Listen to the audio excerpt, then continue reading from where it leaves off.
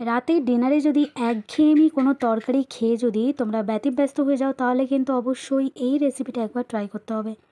শুধুমাত্র একটু ডাল, আলু আর ডিম দিয়ে কিন্তু এই তরকাটা অনায়াসে বানিয়ে ফেলা যায়। আমরা তো এমনি ডাল দিয়ে তরকা খেয়েছি, তো এই আলু ডিমের তরকাটা কিন্তু অত্যন্ত ইজি আর এতটাই টেস্টি হয় যে একবার খেলে কিন্তু বারবার খেতে মন চাইবে। তো এই আলু ডিমের তরকাটা বানানোর জন্য এখানে দেখো আমি এই কড়াইয়ের মধ্যে একটু জল দিয়ে এখানে আমি 2 মুঠো চানা ডাল একটু ভিজিয়ে দিয়েছিলাম। সেই চানা ডালটা 2-3 ঘন্টা ভিজিয়ে নিয়ে ভালো করে ধুয়ে নিয়ে আমি এটা কড়াইয়ের মধ্যে দিয়ে দিলাম। এর মধ্যে দিয়ে দেবো সামান্য একটু পরিমাণ লবণ আর একটু হলুদ। লবণ আর হলুদটা দিয়ে প্রায় 2-3 মিনিট ধরে ডালটাকে একটু সেদ্ধ করে নেব। খুব বেশি সেদ্ধ হবে না, মোটামুটি হাত দিয়ে চেপে ধরলে ডালটা ভেঙে যাবে সেরকম অবস্থায় কিন্তু সেদ্ধ করে নিতে হবে।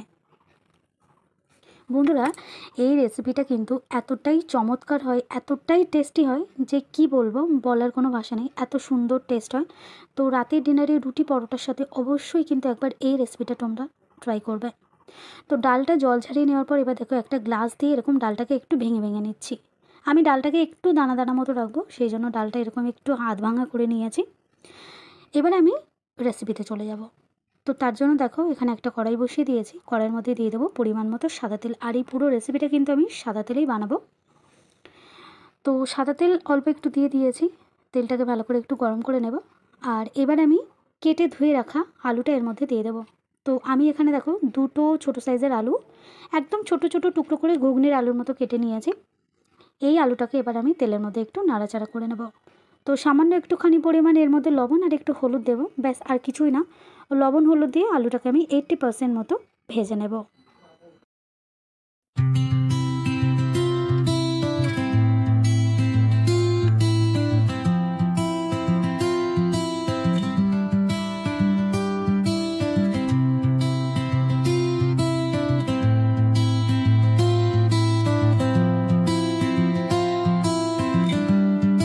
তো বন্ধুরা দেখো এখানে আলুটা ভেজে নেওয়া হয়ে গেছে। এবার আমি আলুটাকে কড়াই থেকে তুলে নিচ্ছি। আবারও আমি কড়াইয়ের মধ্যে অল্প একটু পরিমাণ তেল দিয়ে দিচ্ছি, সাদা তেলে দিয়ে দিচ্ছি আবারও। দিয়ে এবার আমি কি করব, এখানে আমি 3খানা ডিম নিয়েছি, ডিমটাকে আমি এবার ভেজে নেব। তো ডিমের মধ্যে আমি কিন্তু সামান্য একটুখানি পরিমাণ লবণ অ্যাড করে দেবো। দিয়ে এবার ডিমটাকে আমি সুন্দর করে ঝুড়ি ঝুড়ি করে ভেজে ফেলবো।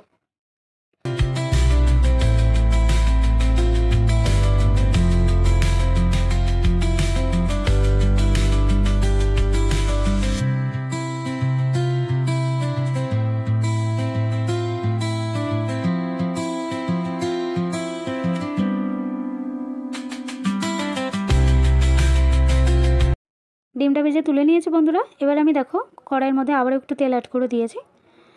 এবার আমি এই তেলের মধ্যে এবার দিয়ে দিচ্ছি সামান্য 1 চুটকি মতো গোটা জিরা। গোটা জিরাটা দিয়ে দেওয়ার পর এবার আমি এখানে দেখো একটা বড় সাইজের পেঁয়াজ, 4-5 কোয়া রসুন আর 3-4টে কাঁচা লঙ্কা একটু কুচো করে নিয়েছি, সেটা দিয়ে দিচ্ছি। আর রসুনটাকে আমি একটু গোটায় রেখেছি, গোটা কোয়া রেখেছি রসুনটা। তো সব কিছু আমি তেলের মধ্যে একটু নাড়াচাড়া করে নিচ্ছি। পেঁয়াজটা খুব বেশি কালার করব না, সামান্য একটু নরম হয়ে যাবে আর কি, সেরকম করে নেব পেঁয়াজটা।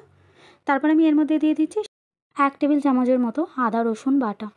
আদা রসুন বাটাটার উপরে দিয়ে দেবো পরিমাণ মতো একটু লঙ্কার গুঁড়ো আর দিয়ে দেবো একটু হলুদ গুঁড়ো।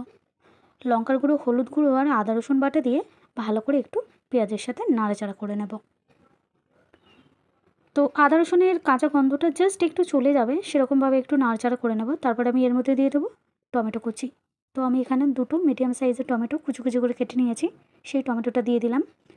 টমেটোটা দিয়ে একটু নাড়াচাড়া করে নেব। আমি টমেটোর মধ্যে আর কিন্তু এখন কোনো লবণ অ্যাড করব না, কারণ অলরেডি আমি অনেকটা লবণ প্রত্যেকটা ভাজার সময় দিয়ে ফেলেছি।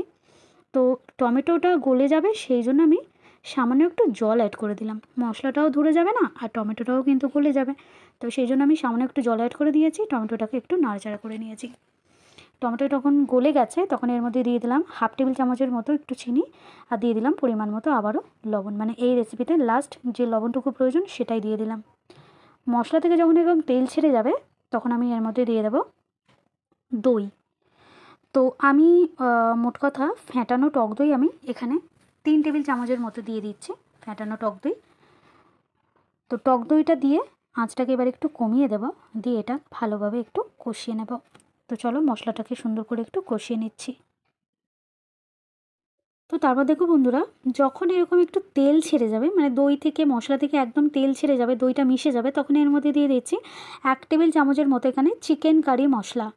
চিকেন কারি মশলাটা কিন্তু অবশ্যই করে এই রেসিপিতে কিন্তু দিতেই হবে। দিয়েছি। এবার আমি এখানে দিয়ে দিচ্ছি ভেজে রাখা ডাল, আলু এবং ডিমটা। আমি 3টে ভেজে একসাথে একটা বাটির মধ্যে রেখেছিলাম, তো সেই 3টে আমি মশলার মধ্যে দিয়ে দিলাম। দিয়ে এবার আমি বেশ কিছুক্ষণ কিন্তু এটাকে নাড়াচাড়া করে নেব। এমনিতে সমস্ত কিছু ভাজাই রয়েছে। এবার আমি মশলার সঙ্গে সমস্ত কিছু এরকমভাবে মিশিয়ে নেওয়ার পর এবার আমি এর মধ্যে দিয়ে দেবো 1/2 টেবিল চামচের মতো এখানে গোলমরিচের গুঁড়ো।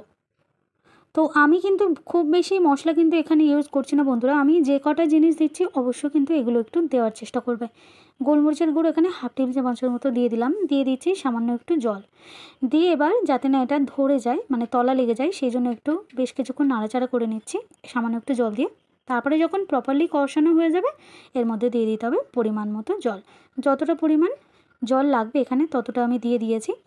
তো এটা একটু ঘন থকথকে তরকা টাইপের হবে, যেহেতু এটা তরকা টাইপের একটা রেসিপি। তো এবার আমি কি করব, চলো এটাকে ঢাকা দিয়ে দিচ্ছি আর বেশ কিছুক্ষণ এটাকে আমি রান্না করে নেব যতক্ষণ না এটা একটু ঘন হয়ে আসে। তো দেখো এরকম একটু ঘন এসেছে। এবার আঁচটাকে আমি একদম লো করে দেব। আর এবার আমি এর মধ্যে একটা উপকরণ অ্যাড করব, যেটা হচ্ছে কসুরি মেথি। তো আমি কসুরি মেথিটা একটু শুকনো খোলায় ভেজে রেখে দিয়েছি কৌটোতে পড়ে, হাত দিয়ে ক্র্যাশ করতে পুরো গুঁড়ো হয়ে গেছে। কসুরি মেথিটা 2 টেবিল চামচের মতো দিয়ে দিলাম, দিয়ে একটু নাড়াচাড়া করে নিচ্ছি। আর সবশেষে এর মধ্যে দিয়ে দেবো গরম মশলার গুঁড়ো। আর তার আগে দেখো এরকম সুন্দর করে খুন্তি দিয়ে একদম ঘাটা ঘাটা করে নিতে হবে, তবেই কিন্তু রুটি পরোটার সাথে একদম চমৎকার লাগবে। তো দেখো এটা হয়ে গেছে। সবশেষে দিয়ে দিচ্ছি যে বাজারে যে কেনা গরম মশলা, সেই গরম মশলার গুঁড়ো। তো ব্যাস, এটা দিয়েই নাড়াচাড়া করে নামিয়ে নিলে তৈরি হয়ে যাবে এই আলু ডিমের তরকা রেসিপি। তো আশা করছি আমার এই সহজ রেসিপিটা তোমাদের সবার খুব মনোযোগ করবে। আর আমার নতুন বন্ধুদের রিকোয়েস্ট হলো আমার চ্যানেলটাকে সাবস্ক্রাইব করে একটু আমার পাশে থাকবে। অবশ্যই করে একটা লাইক দেবে, একটা কমেন্ট করবে। তো চলো আবার আসছি এরকম আরও একটা নতুন রেসিপি নিয়ে। ততক্ষণ সবাই খুব ভালো থাকবে, সুস্থ থাকবে, সুন্দর থাকবে। তো চলো সবাইকে টাটা।